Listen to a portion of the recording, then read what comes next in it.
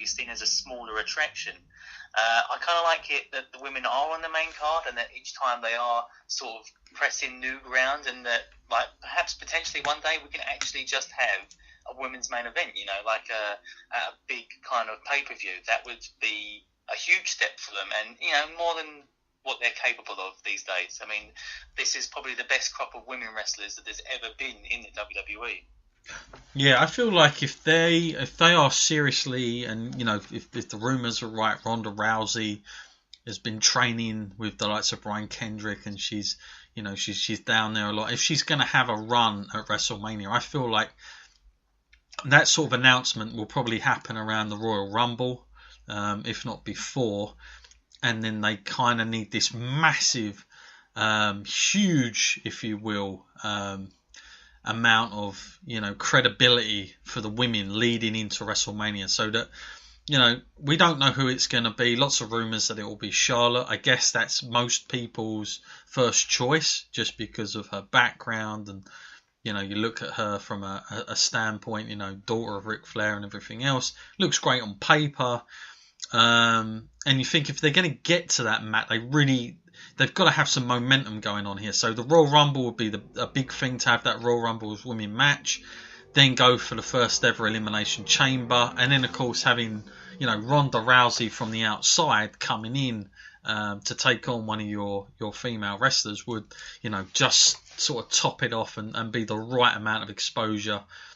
Because again, Ronda Rousey in WWE, she's going to get attention, Matt, and you know, people are going to be tuning in more for that. We know she's got her own, you know, huge sort of audience, followers of her own, especially like if you think about it, lots of feminists out there that are into this stuff, that are finally like, yes, somebody's getting this, and you know, somebody's going to put her on. So I do feel they need a huge wave here, Matt, to go in with that. I mentioned Charlotte there as being a credible opponent. Is there anybody else you can think, Matt, that would fit a Ronda Rousey style match? Like, I don't know how they do it, but let's just say, for argument's sake, is there anybody out there with enough credibility, bar Charlotte at the moment, for you, that you feel they've done a good enough job with of building here, or is it we've got to go back to a drawing board and start again with some of these girls, you know, i.e. Royal Rumble, etc.?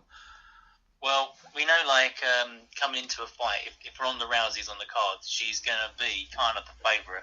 So you do have that kind of problem. But if you do choose something, Charlotte is a go-to, and obviously, like, maybe top of the card, the choice. But looking at someone else like Asuka, that's something with an incredible lot on the line there. You know, you've got Ronda Rousey coming in here where everyone knows what she's capable of, but then you got Asuka, who's undefeated. No other woman in the WWE was able to beat her. You know, that kind of sells itself as well. You know, there's a lot on the. Yeah. Well, have we got you there, Matt? Hello. Yeah. All right. We just lost you there for about 2 seconds. On that one. That kind of match. Yeah, no, totally. So that, you know, yeah, I mean, totally agree. And like you say, I mean, I think just WWE have to be careful who it is, because again, if you're going to face Ronda Rousey, you're going to get so much of that media attention. So it's got to be someone who's comfortable, who will go on and do the TV shows. Because listen, if they get Ronda Rousey booked for WrestleMania, it's gonna cause a lot of stir. It's gonna get that outside media, but also the opponent has got to start appearing on these programs as well. And you've got to try and carry yourself pretty diligently as well. So you know, listen, if it was 12 months ago, Matt, we'd probably be talking about Bayley. We'd probably be talking about Sasha Banks, but the way things have gone for those two of recent, you know, they're not even anywhere close for me for being the ones at the moment, which is awful when you think about the matches they've had and how well they've done and the sort of fan base they've got. But I guess it just shows, you know, how much of a poor job they've done. I really don't see Alexa Bliss being the sort of opponent, because I just do not buy that enough, unfortunately. But again, the other way they could go with it, Matt, and I guess something we haven't spoke about, and I know it is a bit strange, but it's Stephanie McMahon, Matt, because they teased that a lot, didn't they, when she was in it. And again, if you think about the heel factor Stephanie's always going to have that. And to be fair to Stephanie, when she come back and done that match with Nikki Bella, or was it Brie Bella? Or I think it was Nikki, wasn't it? She actually done. Brie. No, it was Brie. Yeah, she actually done really well. I mean, I was quite impressed just how good she actually was. I mean, to be honest with you, I'd take a Stephanie match over a Shane match any day of the week right now. But maybe it'll be Shane. It'll be an intergender match.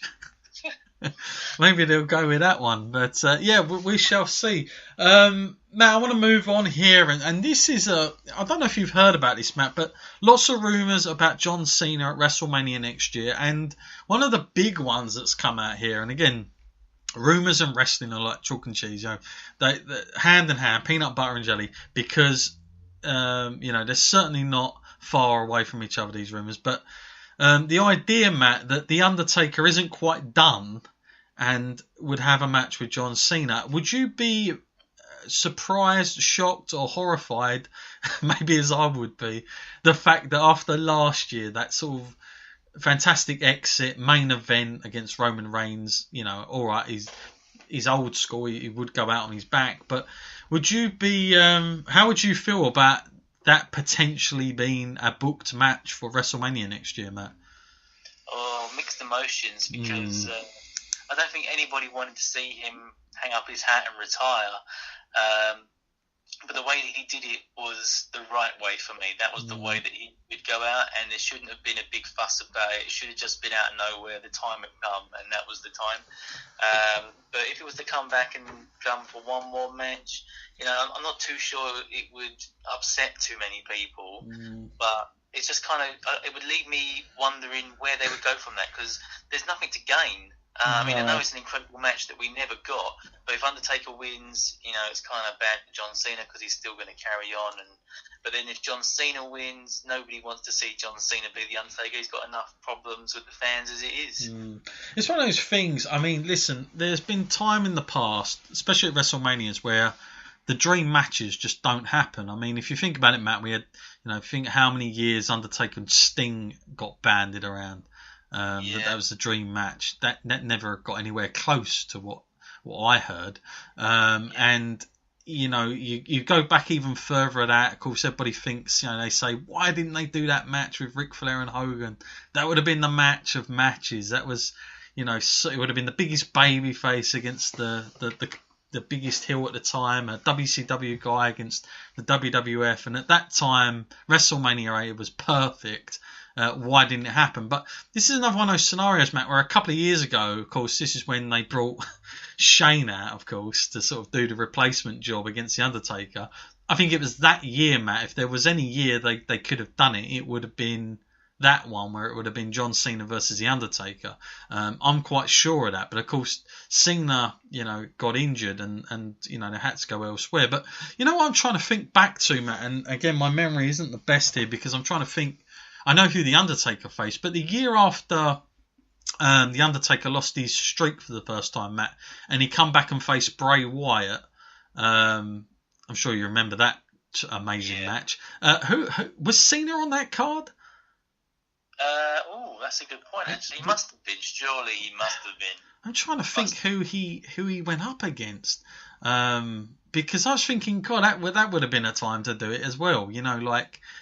But I just can't remember for the life of me what Cena was doing, and I'm probably going to have an email come in from somebody on this one, or there's somebody screaming at me, or I'll have to look it up. But it was, I kept thinking to myself, that would have probably been another time. I can't remember exactly what Cena was doing a year later. I know he fought... Oh, I remember now. John Cena versus Rusev. Oh, my goodness. Well, there you go. That would have been probably another time to have done that, because you're right, because Cena faced Bray the year before, so you think to yourself like that was another opportunity, and everybody kept saying Undertaker versus John Cena would have been a dream match, and they were saying it back then. That match has been such a, even at WrestleMania 30 I remember people talking about it, so the fact we might not get it is just is kind of it's kind of bad luck. I mean, it's a match I want to see,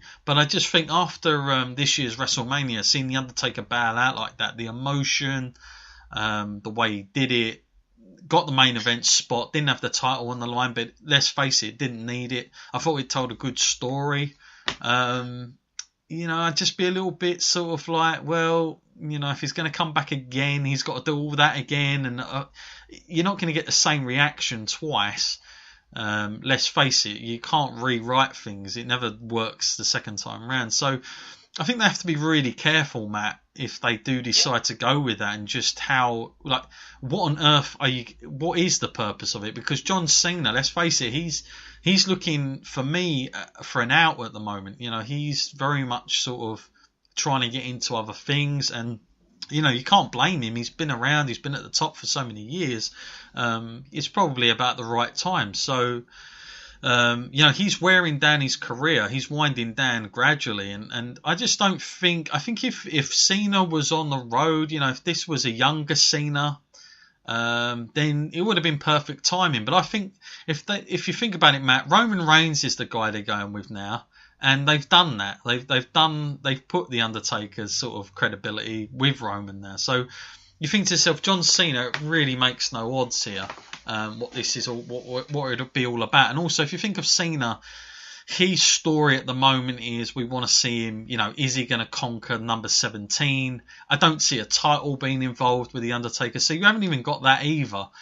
So all these things are kind of a little bit, in the way. But it's fascinating because you think to yourself, what is left for John Cena, Matt, in terms of his match at WrestleMania? Is it just going to be another up-and-coming guy? Probably, the way I'm looking at it. But you think of Rusev, like you said, Matt, and you think of Bray, not exactly gone on tremendously well, have they, after that? But it'll be fascinating to see. I've got to say, from my point of view, and it is heartbreaking because I'm a huge Undertaker fan, and there's nothing I'd want more. But I feel like Undertaker just coming out, Undertaker just being there in some way would be enough for me to be happy without wrestling. Does that make sense? Like, even if he just comes out and does a Rock type thing, I'd be happy with that than booking him in a match again when sort of everything just seems to be sort of complete and finished with. Do you know what I mean? So,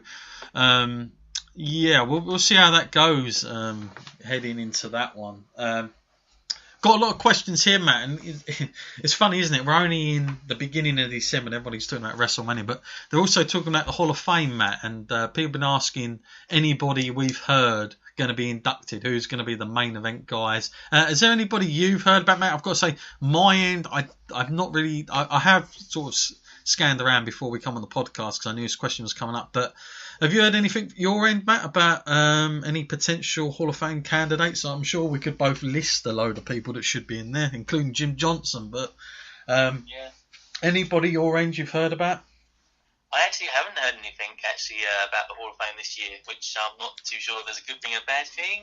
Depends on who's made the list this year. Well, I mean, they do always genuinely have at least two sort of themed guys that they try and build around for the night, and it's weird how they do that sometimes. But there's nobody that sort of springs. I mean, if you think it's New Orleans, there's nobody that really is from that sort of area that I can think of that they would make perfect sense for that night. But I do think it could be. I mean, I would love for them to do something like when they done Bruno Sammartino and just do something a little bit out of left field, where we get maybe an old type of wrestler that should have been in there, i.e. someone like Lou Thesz is incredibly crazy how he's not in there.